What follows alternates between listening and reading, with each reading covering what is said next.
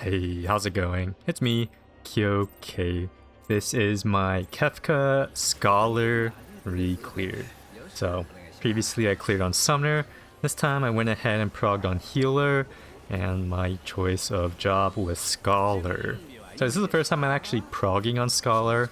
I previously progged on White Mage, Astro, and Sage. First time playing Scholar in a prog setting.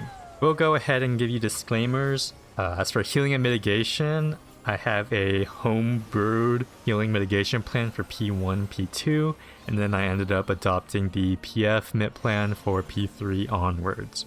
Also, this is a static, so our strats may differ from PF. The biggest differences that I know of at least are we do South Flex Forsaken Towers, and we do double tethered Black Hole Pryos, as well as Black Hole Relative instead of Kefka Relative. Other than that, I think we pretty much do the PF strats, so honestly, not a terrible video if you are trying to learn some of the positioning. Alright, so right off the start, in my opener I use a Dissipate. This gives me a Soil and an Excog, or you can alternatively use it for 3 extra energy drains. I typically don't have any planned dissipations because, in my opinion, it is not worth locking yourself out of fairy abilities for 30 seconds for the sake of 1 extra energy drains worth, or 1 extra broils worth of energy drains. The 3 extra energy drains are very rarely going to make a difference to your prog. So unless you're like really trying to min-max damage and you have everything planned out with your co-healer, then it's not worth using Dissipate for damage. However, I do use Dissipation for emergency situations, either when I have mismanaged my Aether Flow and I need an extra charge for a Soil or something that we'll probably die without, then I will Dissipate as a reactive emergency. If you are dissipating off cooldown just for the sake of, 30,000 extra damage, you are probably causing more overall damage loss to the boss due to your co-healer having to put in extra work because you are not using any of your main healing OGCDs for 30 seconds, which puts a pretty big strain on your co-healer. Would not recommend it unless you have things very sorted out with them in a static setting. Anyways, P1, yeah, I pretty much just homebrewed this entire heal plan, and by the time I decided to adopt into a standard mid sheet with the party, I guess it was too late to adjust everyone's mitigation timings just for my sake. I do some pretty annoying opener stuff that requires pretty much like very precise weaves at the start, or my Dissipate doesn't come up in time for me to micro move my fairy for the tower thing, but I guess it worked for the group, so I stuck with it. Anyways, this whole fight is very, very hard to heal. I will say that. As someone that has cleared on 2 different roles at this point, both DPS and healer, it is so much harder clearing this on healer than on DPS. Like, honestly, progging this on DPS was kind of a joke. Like, DPS had no real responsibility in any part of this fight, which is kind of crazy. And then healers have to do so much at all points of this fight. Like, you're just non-stop getting slammed with damage. And this is a almost full uptime fight as well. So you are not only like trying to have a respectful damage output, but you're also constantly having to heal. Like, there's almost no place that you can have a breather where you're not having to constantly think about mitigation. The whole Forsaken sequence is just non-stop healing and damage mitigation. Now, it's not a strict mitigation check because you can survive with just the top plus no mitigation, but having proper mitigation makes the topping a lot easier. So having a strict plan that you follow during all of Forsaken Towers is still pretty important. So the way that I plan to do this is I Soil as soon as the double tank buster goes out, and then I do the Soil lasts until the raid wide, and I use a Sucker. I'm gonna call it a Sucker, not Consultation, just because Sucker is easier to say. Then I spread load the first tower, I Whispering Dawn and Seraph, towers 2 and 3, then I Endom and Expedient for towers 4. Tower 5, I Soil again. Tower 6, 7, and 8, I Seraphism. And that is typically enough to get me through the Forsaken Towers. Anyways, forgot to mention it, I am running 2.43 GCD speed, and I have a 849 piety set. So I do use piety food, and then I have one spell speed replaced with piety. I do recommend that all healers in this fight slot an extra piety with low spell speed, or you are going to have a bad time.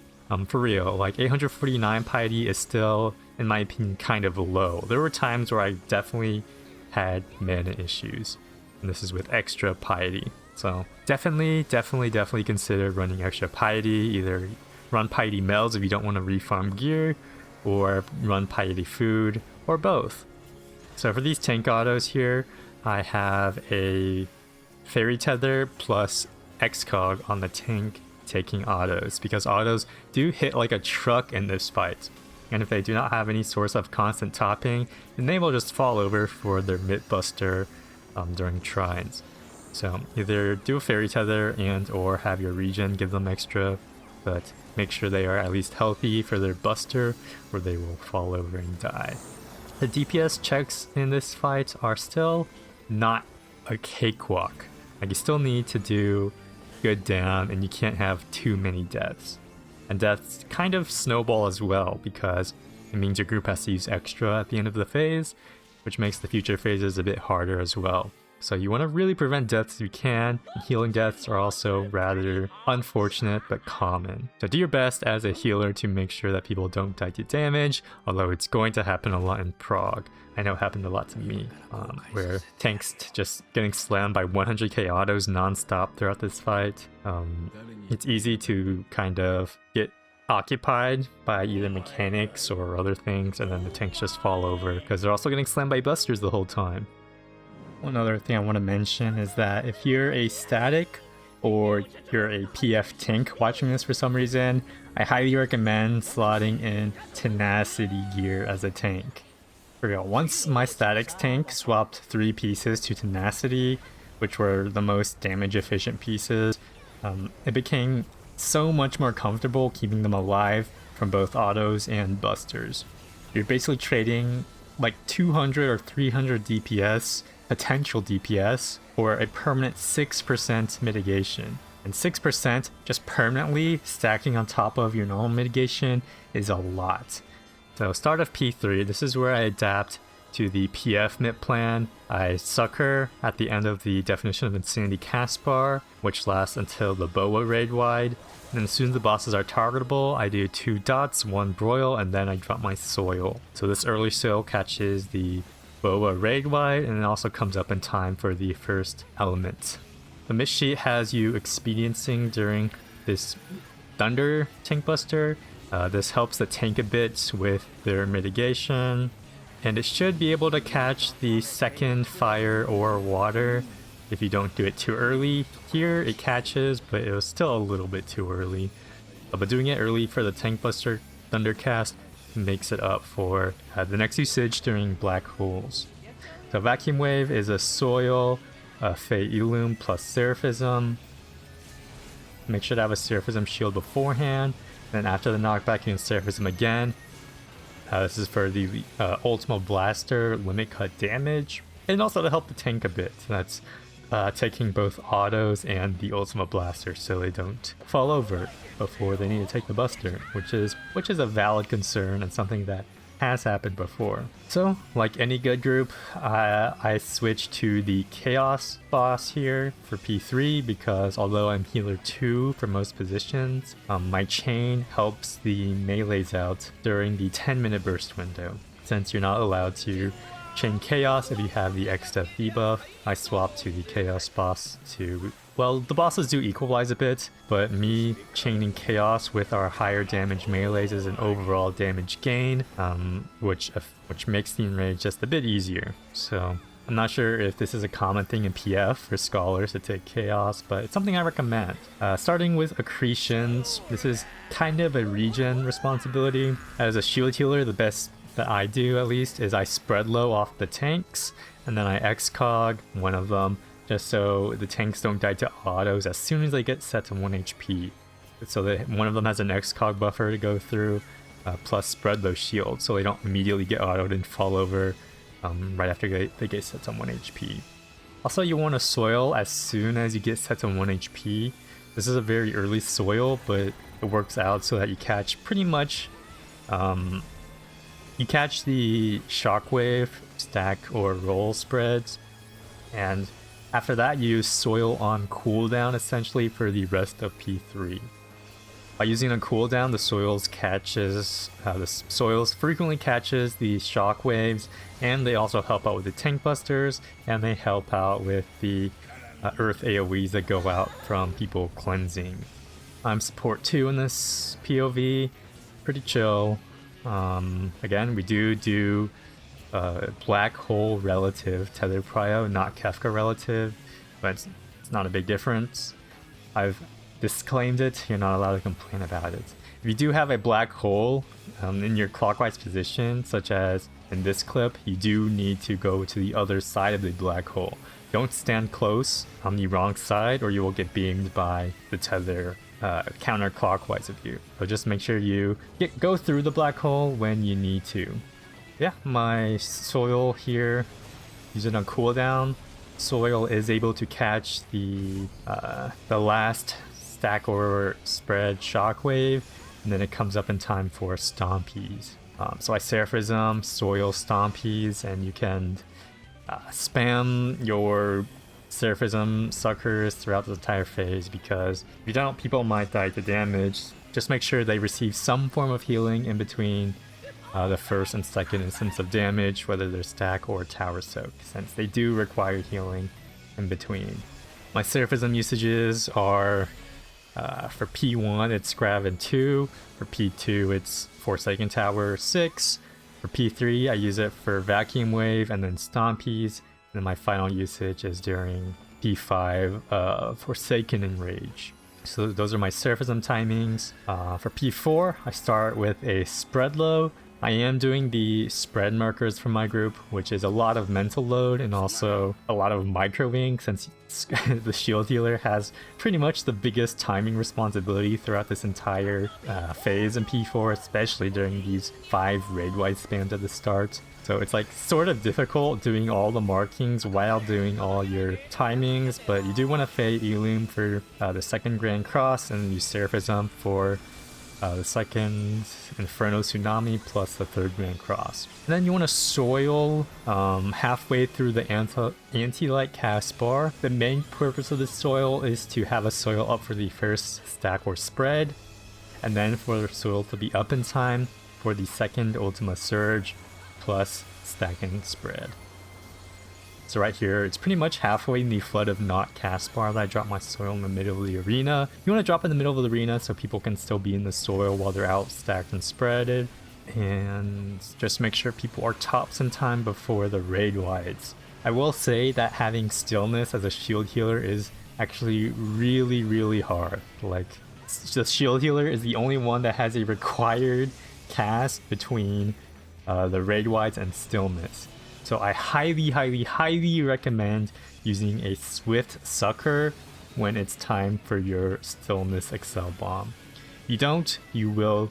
It is very difficult to get your Sucker timing in time, plus doing the dodge movements where you have to either dodge the Twister or Donut and then get to your stack or spread, and then dodge the ice while having a Sucker cast so people don't die to damage. I really can't stress enough how important swifting is if you have stillness here. There's nothing else to use swift for, just use it for if you get stillness right before your stillness cast. If you get stillness first, use it between the anti-light, like the 6k Death Surge or Death Bolt or whatever it's called, and then top up in time for second spread. Get stillness second, use it between Ultima Surge and then the second stack or spread. Just do your best to Swift Sucker there. I mean, I've called so many stillness wipes because I'm trying to get my sucker off, and if I don't get the sucker off, we die. So it's kind of checkmate. If you don't Swift that, you either die to your team not being shielded, or you die to stillness, which is tragic. Try to avoid that and make sure you Swift your stillness bomb. Yeah, at the end of P4, if your mana is looking low, just stop hitting the boss.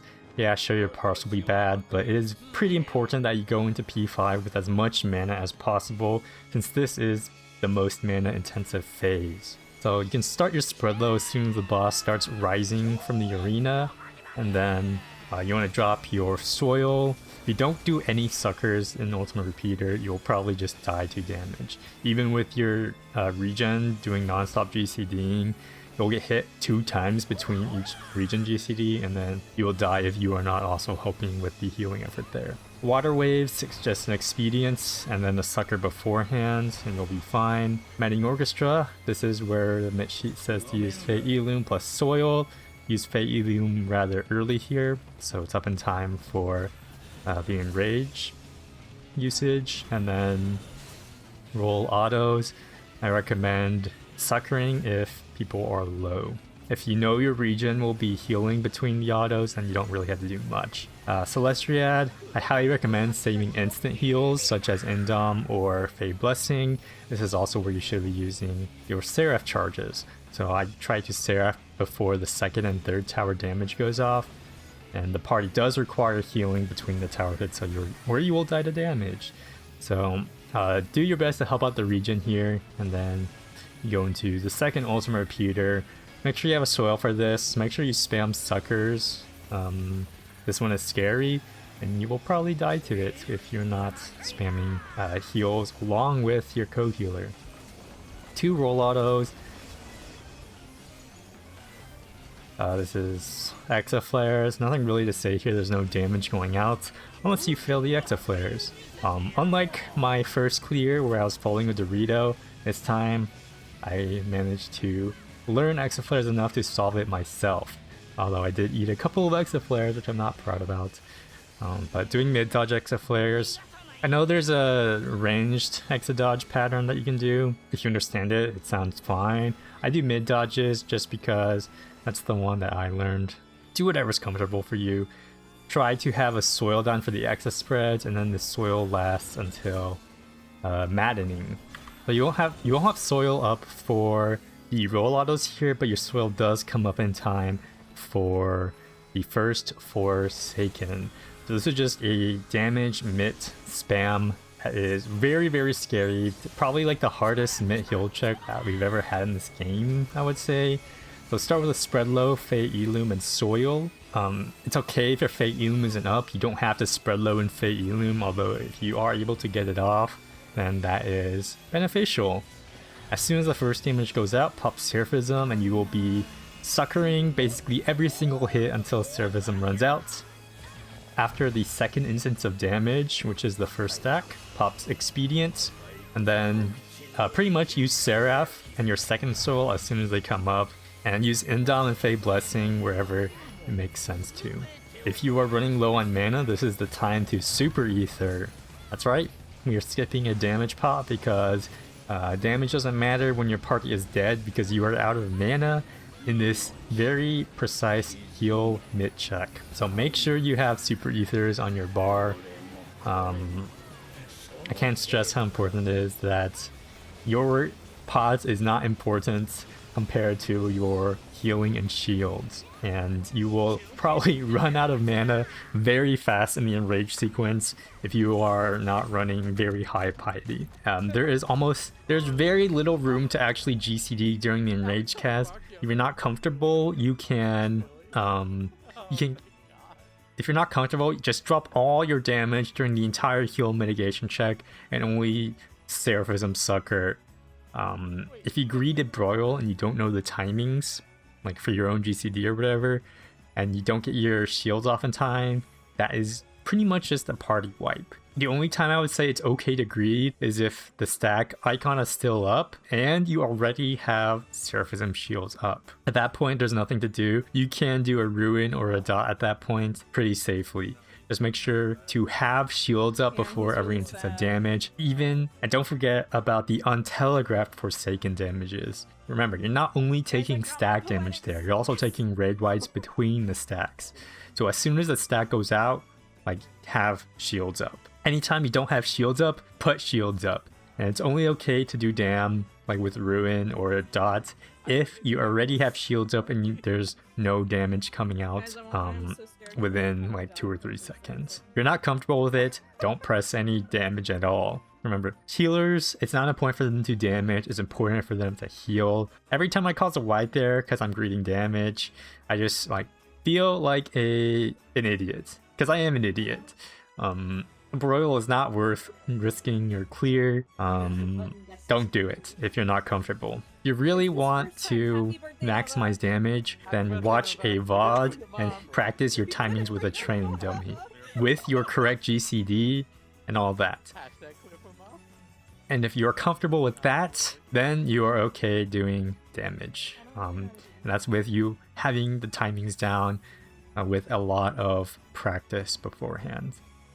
Anyways, that is my Scholar clear. Unfortunately, there is a pretty big job rework coming in ice cold in 6 months, so this video will age very poorly. But for everyone that's progging Scholar from now until 5 months from now, I hope that this video helps you out a bit, and I wish you good luck on your Scholar prog. This is a really hard fight to shield heal, like really hard. Maybe like the hardest healing I've ever had to prog. So don't feel bad if it sometimes gets overwhelming. Just know that eventually it gets easier as you get your healing timings down better, and at the end of it, you'll come out a stronger player.